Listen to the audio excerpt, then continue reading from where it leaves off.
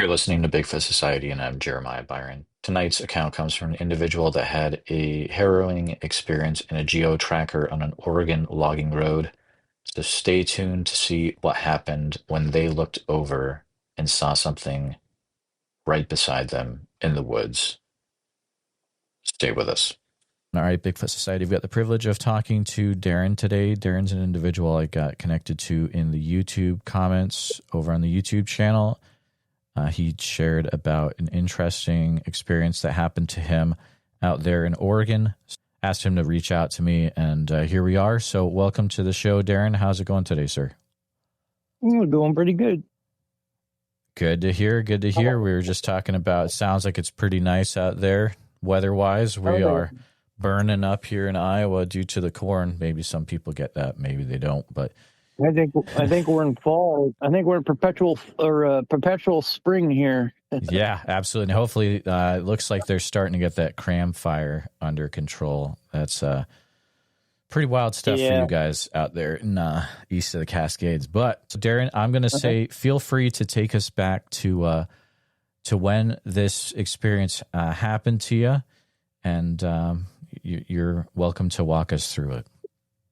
Oh, it was several years ago, actually. Back in, I remember events like they happened yesterday, so I forget years. I believe it was either 99 or 2000 area. And some friends of mine, we were going up into the hills outside of the Scappoose, St. Helens area here in Oregon, up off of Vernonia Highway, and it's a popular area we used to go to up there. It's called Bunker Hill, and if anybody knows this area around here, they'll know what I'm talking about. And I was riding with a friend of mine in his, what was it, like an 88 Geo Tracker. Those little things just will never get stuck. And we're behind a friend of mine, another couple of friends of mine there, in his what was he driving? His Toyota pickup at the time, and they got a little bit ahead of us. We got up into the gravel roads. It's up off a road called Cater, and it's heavily wooded, but there's areas where there's clear cut and stuff too. It's logging area up there. Gets harvested off and on appropriately. And I was looking to my right, and just inside the wood line, all of a sudden I noticed there's something walking, two-legged, extremely large, tall, probably in the 8 to 9 foot tall area, I would say. And it was furry. And at first I was thinking, is there a bear back there or something? But it's still walking and keeping pace with us. We're just going pretty slow. I mean, a little bit faster than a normal human would walk, but not much. And I'm watching it, and I'm watching it, and all of a sudden I'm like, is that what I think it is? And I'm looking at it harder, and I could see muscle like flexing. It was close enough I could see the muscles flexing in the legs, the thighs and the calf area. So that told me right away that it wasn't somebody goofing around in a suit. And about that time, I thought about it. I'm like, wait a minute. Is the driver seeing what I'm seeing? And I slowly looked to my left at my friend who was driving, and he's looking the same direction I'm looking with his mouth wide open. And we both did that, are you seeing what I'm seeing? Type of little small conversation real quick. And we both agreed yes, and we're watching this. And he didn't stop. We just kept going to see what would happen, because we knew that there was a line eventually we would hit that where there was clear cut up there. So we're going to see if it would come out in the open. And sure enough, just as we get basically the creature, the Bigfoot, was probably about 10, 15 feet away from where it would hit the Clearcut and be out in the open.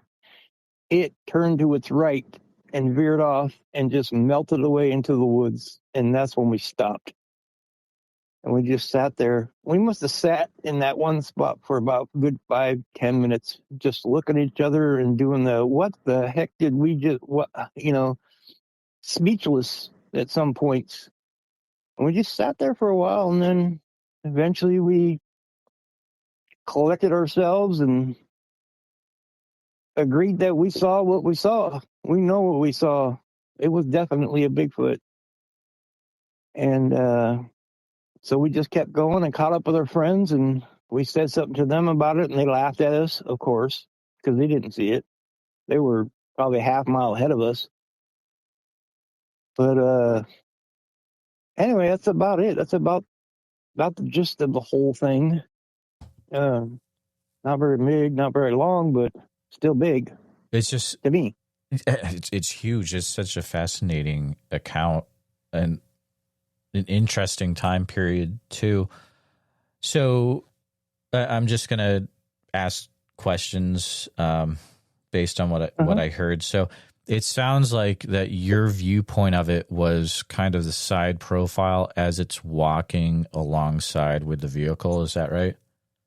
Yeah, it would have just been basically walking alongside of us, except about, what would I say, about 50 yards. 25 yards of it would be open ground, and then about 25 more yards would be in the thick of the woods that he was walking in. Gotcha. How long would you say total you were able to have this visual? Actually seeing it probably went on for about 4 or 5 minutes, maybe. Oh my goodness. 4 or 5 minutes. That's incredible. But it was a good amount of time. I mean, it was enough time that, we did that exchange of, are you seeing what I'm seeing? We're still moving. I'm looking at it. I can see, details that are, because I'm going through my mind of all the details of what would tell me that it's not what I think it is. And I had enough time to verify in my mind that it was what I thought it was. Definitely a Bigfoot. What would you say looking back on it, the main thing that you experienced that day, what was it that you're like, 100% what I saw was Bigfoot and not just, a hermit out in the woods or something like that? The height, the thickness, and being able to, and I could see the fur, the color of it. And like I said, I could see muscle flexing when if it was something or someone in a suit or wearing a thick jacket or whatever, you wouldn't see muscle, like you would see if you were watching a bear in the zoo or something like that playing around. Mm-hmm. You can see their muscle flexing. I could see that because it was close enough and bright. It was early morning, but it was daylight, so I had plenty of light. What was the if you're looking back on it in your mind right now, what was the gait like, or how did it move when it was long, a very long gait, a very wide stride. Like I said, we were going slow, just creeping along. We're on a gravel road, so we weren't in a big hurry. And like I said, it's almost like we were idling along, but it made me hair faster. And but it was faster than a human would be walking. A human wouldn't walk that fast. But that gait that he was walking just kept him moving along pretty fast for a two-legged creature or thing or whatever you want to call it. Absolutely. Did you have any idea of how long the gate was? Between I guess if you were able to go back and see footprints, how long between there would be? I'm thinking 3 foot strides. Gotcha. From toe to the back of the heel. I think that was where you put it. I'm not good at figuring out distances like that, but yeah, it'd be about 3 to 4 foot gait. I mean, real long, longer than a human.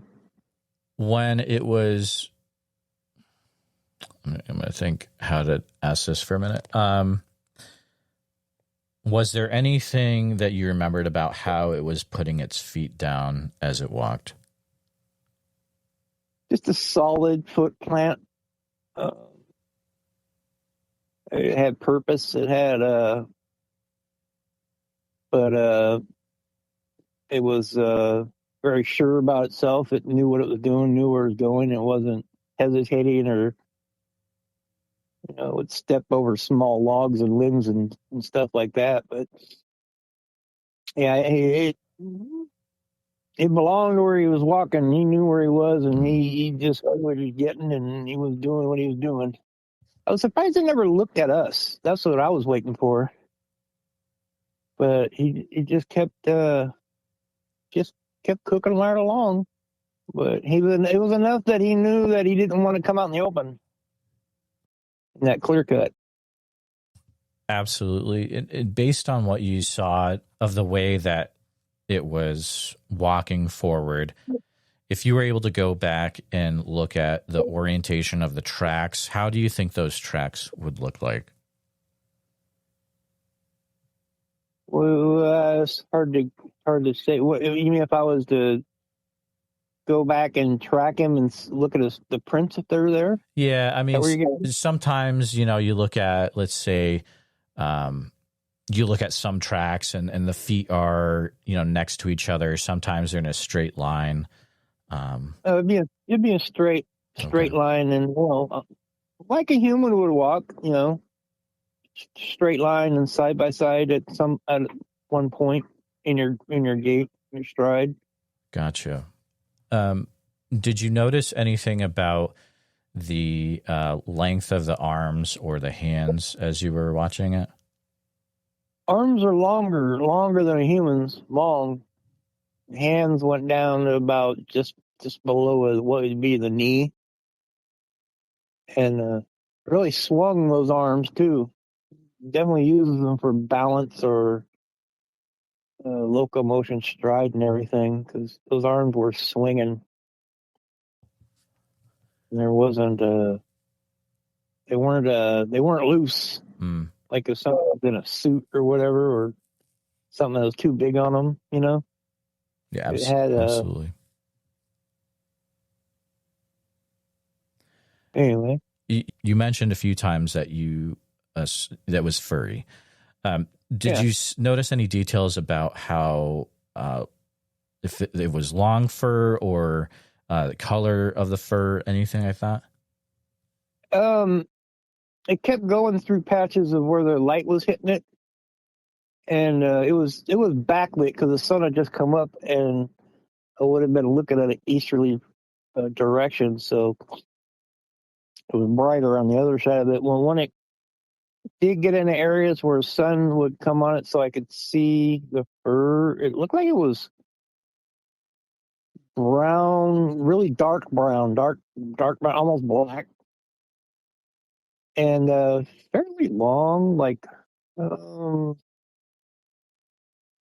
fur or hair that would be on like an elk, or maybe even like a dog type fur, a bigger dog, not a short-haired dog, a bigger dog, like a husky type fur. Okay, so that sounds like potentially a few inches long, or what would you say? Yeah. Okay. About 2 inches long. As it was walking, did it have, what would you say the posture of it was as it was walking alongside the Geo Tracker? Sort of leans forward, but slouched over a little bit, but all forward, lean motion, leaning forward a little bit more than a human would walk. But not much more. It was like I said, it had purpose. It was going somewhere. Absolutely. You had something to go do. Did it have to take, like, let's say it's walking and there's a tree or a sapling in front of it, did it have to like get stuff out of its way, or was it just bulldozing through stuff? I think he must have been like on a game trail or a Bigfoot trail or whatever, because it wasn't tripping or anything, and he wasn't having to really go over much foliage or step over very many logs, and everything that it would have to step over. It was just a basic raise its foot higher than normal walk. There was never any big logs or anything I had to hop over or hesitate to go over. So I'm assuming we should have stopped and went over there and looked at see if there was a game trail, because it was pretty smooth. I mean, like it was on a trail or almost, flat. If it did come across a limb or something, it would just sort of brush it to one side with its hand. Absolutely. Having that side view, were you able to see any features of the face, or maybe any contours of the face? I guess you wouldn't have a dead on look, but you would potentially be able to see a side view. By memory, but it could have been added in later on through the years. But it was the average, the pictures or images we have of Bigfoot, the thick fur all the way up to about sideburn area, and then it thinned out, and there was an area that was a rough skin looking, wrinkly, hard looking, skin. The face wasn't completely covered in fur, but almost. Do you remember if there was a color to the skin that you saw? It was like a tanned, darker than a human would be tanned. Probably about, if it was you're thinking about different races, colors, it would be about the same as Native American, dark, a little darker than Hispanic, but not African American looking, not super dark. That makes sense? No, it definitely makes sense. Yeah, that's a very, very good way to put it. Anything like anything to do with the nose or the eyes or the mouth at all? I could see there was a nose, but barely. It was far enough away that I really couldn't see that much of a detail. But I could see that in the shape of the face, there was a nose, and there was lips. Not a mustache or anything like that. Sure. But no, it just had a face sort of a cross between a human and a monkey. Okay. Like a chimpanzee. Were there parts of it that made you think more of monkey type features?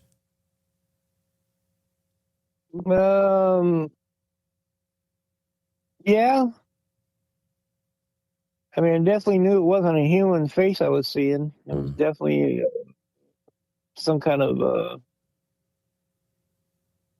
ape or whatever you would call it. Hard to describe. Not quite human, but not quite ape. Sort of something in between. Right. Having that side view for a few minutes, it would be interesting to know this.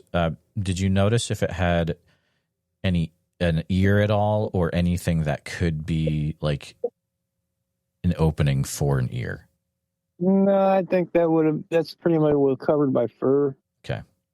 Gotcha. And it wasn't close enough for me to see it that close detail.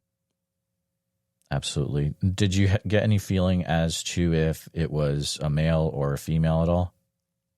Definitely, I think it was a male. Mm-hmm. It was big. It was thick. Very muscular. Very muscular. And it definitely walked and carried itself like a male would carry themselves.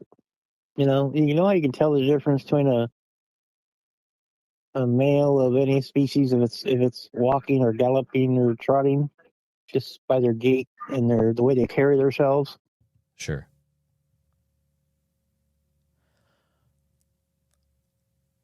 Thinking about, I'm sure you've looked at a few representations of Bigfoot over the years. Is there anything in the community that comes close to what you saw that day?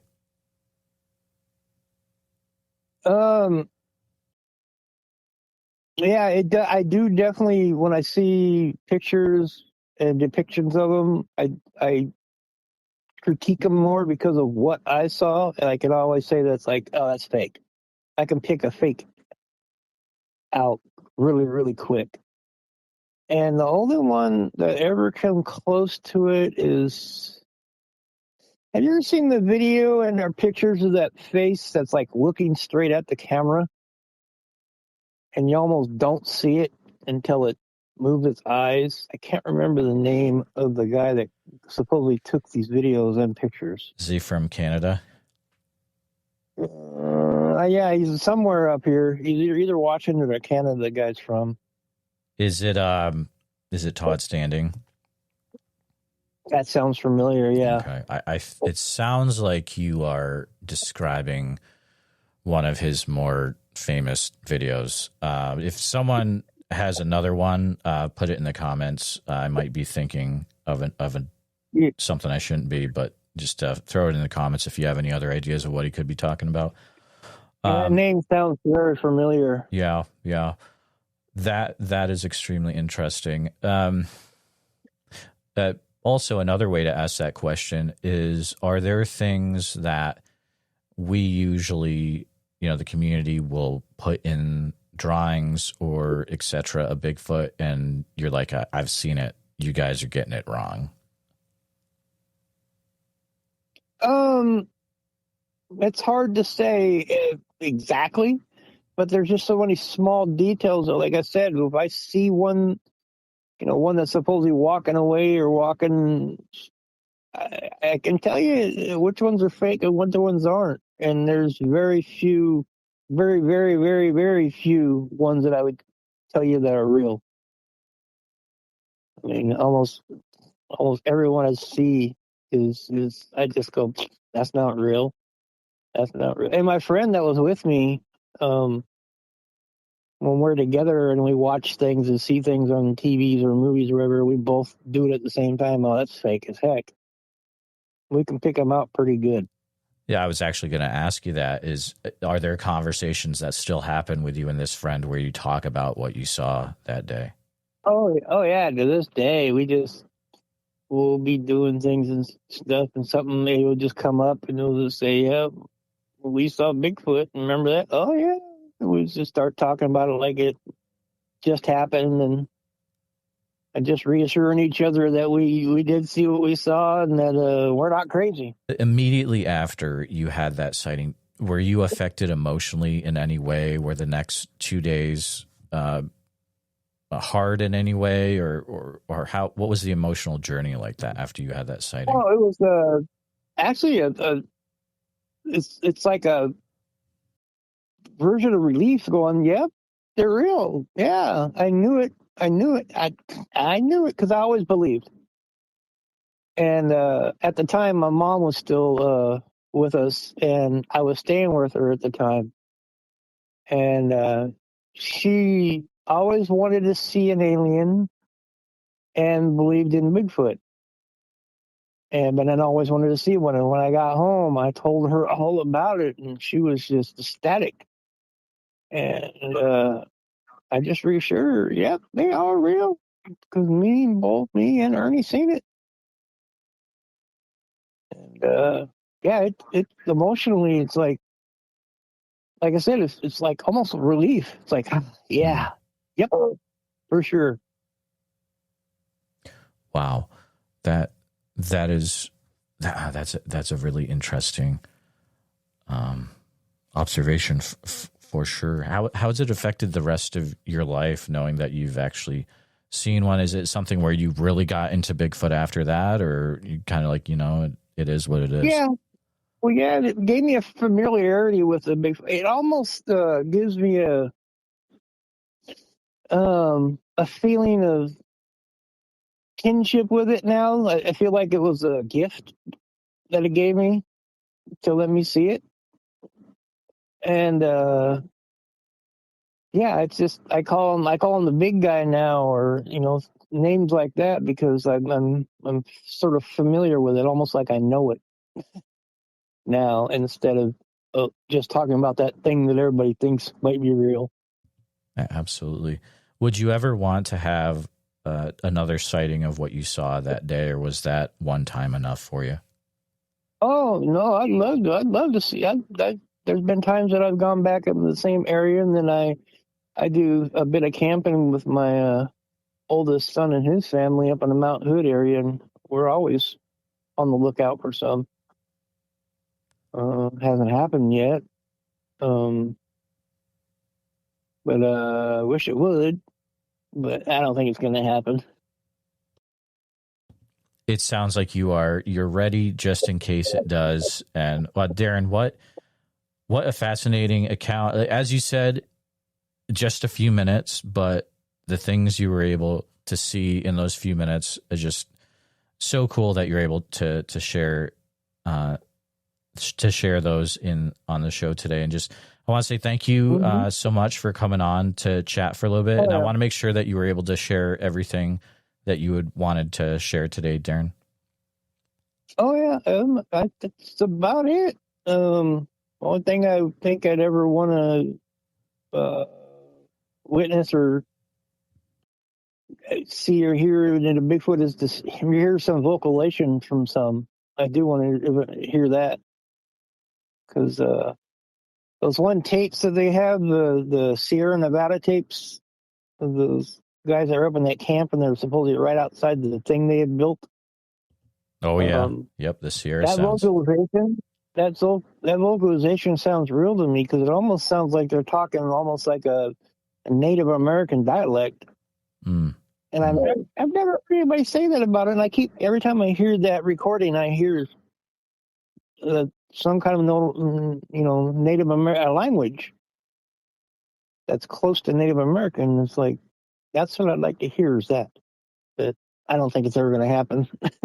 Well, I think if you keep camping out in the Mount Hood area, who knows, you might have a good chance one day. But Darren, I would say keep in touch if anything does happen in the future. I'd love to hear about it. But thank you so much for coming on the show today. It's been a pleasure to talk to you about this. Uh-huh. Okay. Yeah. Thank you for calling and paying attention to it because a lot of people look at me funny or do that. Yeah, right. When I tell people about it, so it's makes me happy if somebody's listening to me and believing me and what have you. Just wanted to take a minute to say thank you for listening to this episode of the Bigfoot Society podcast. Darren's story sticks with us, not because anything charged a truck, but because of what didn't happen. A massive figure chose the cover of timber over a clear, open shot.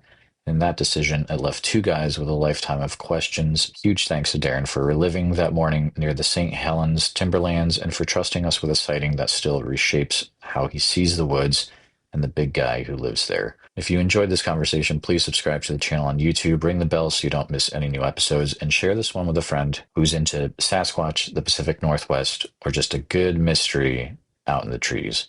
If you're on Apple Podcasts or Spotify, please follow the show there. A quick rating or 5-star positive review helps more folks find us. Have you had your own encounter, especially anywhere in Oregon?